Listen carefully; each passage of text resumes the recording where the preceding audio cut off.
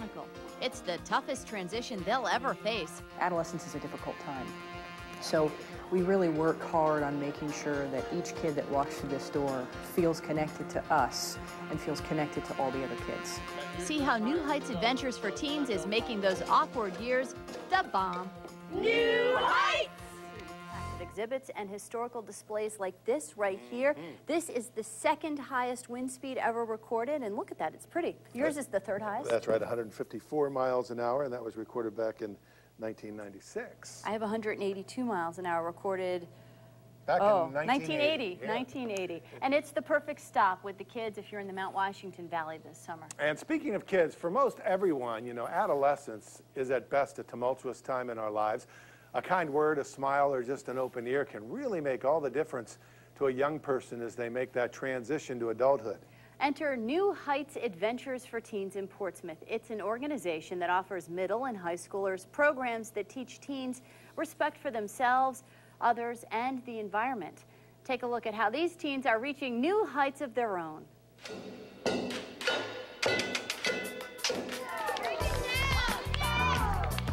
Do what you just did. You're going to follow this rope right here, okay? What I like about it is that it gives her a place to come. It gives me peace of mind that she's coming someplace safe and that she loves being here. New Heights is an after-school / out-of-school program for adolescents, middle school through high school. You know, New Heights started, I think our roots are in outdoor adventure, backpacking, camping, hiking, mountain biking, and we still have a large component of that. But over the years, we decided that we wanted to try to offer something for everybody. So we wanted to get all kids regardless of their interest. So we started adding art programs and music programs to really try to find something for every kid. Wayne, who's our games guru, has a whole group of kids that he just has year after year after year. All of our games that we play have some sort of educational underlying thing, whether it be math or reading and stuff like that. So there's that aspect of it, and then there's just the interaction between people, communication skills that these participants need to have when they go out into the world. And we just laugh, have a good time, and play. The staff are highly educated. Their longevity here is just amazing. We have Dave Cohen, our assistant director, who's been here 15 years.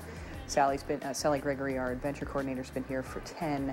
And so we have a staff that's really dedicated and passionate to the kids and for the kids. And they have developed these amazing programs for kids for after-school programs and for summer programs. And when school isn't in session, they can come here and be safe from the 3 to 6 hour that seems to be the most dangerous time period for kids, for adolescents.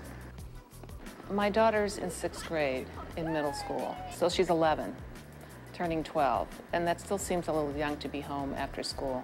Well, I like that I can trust the people here, and I like doing all the activities because there are so many. Sometimes when I walk in, I don't really know what to choose because they're just so amazing what the things you can do here. My daughter started looking at the activities that they offer, and they were just right for her because she doesn't do the conventional athletic things at school, but I wanted her to do something after school. At this age, it's really hard to have things that keep kids busy. So here she is doing, you know, stilting and the percussion band and gardening, you know, planting heirloom vegetables. I mean, where else would you find that kind of thing? So, you know, this weekend and next weekend, we're going to the farmer's market in Portsmouth. And so all of the heirloom plants that we've been growing together we'll bring to market. We still have a few left to transplant into bigger pots. One of my personal passions is getting the kids out in the community to see what's available out there. So for instance, one of the connections that we're working on right now is we have a greenhouse out back and we're growing plants to sell at the farmer's market. And the curator of historical landscapes, John Forty, has collaborated with us and has come over and done some planting with the kids. And he brought heirloom flower seeds and vegetable seeds that he has researched that used to be grown over at Strawberry Bank and grown in New England. This is pinwheel marigold. We know that people like Thomas Jefferson grew it in the 18th century, but also that they grew it at Strawberry Bank. It's got stripes like a pinwheel. There's just a range of programs that our mentors and programmers do with the kids. We have a gaming program, we have an adventure program, we have a junk band, which is similar to the Broadway production of Stomp. We have a stilting program, arts and crafts, sports. So there's just a multitude of choices for kids to be able to find where their niche is. So it's not just, you come to New Heights and do the gaming program, you can come to New Heights on Monday and do stilting, and on Tuesday do sports, and so you get just a variety of activities throughout the week. Right now we're making pita chips for the dip, which are going to go right in the oven. Some kids, when they grow up, they don't really cook, and so when they grow up, they won't really know how to cook. So say McDonald's ran out of food, and you wanted to make something on the go, so if you had skills that Kathy's teaching us, you probably know more. We try to instill 4 main components: resiliency, confidence, competence, and character. We really try to give them a real strong connection between the adult mentor and themselves, as well as the ability to sort of push themselves in different programming. A lot of these kids, for example, in our stilting program, they've never gotten on stilts before in their life. And so we really work with them to be able to learn the whole process of getting the stilts on, getting up, doing a dance routine, and they get to show themselves that they can do anything they want. Same thing with our ropes course and our adventure program. I mean, these kids get an experience of a lifetime. The difference for the middle schoolers and the high schoolers is that once kids get into 9th grade, they have cars, they have jobs, they have sports, so they don't want to come here during the after-school hours, and I don't blame them. But what they do is come on specifically engineered trips for them, such as we go out west every April vacation and we go hiking, rock climbing, and biking. We do a surf and safari on the Cape every summer where we surf for 3 days and bury each other in the sand and fly kites. And we go for a week up to northern New York, up by Canada, where we go canoeing and hiking every summer for 8 days.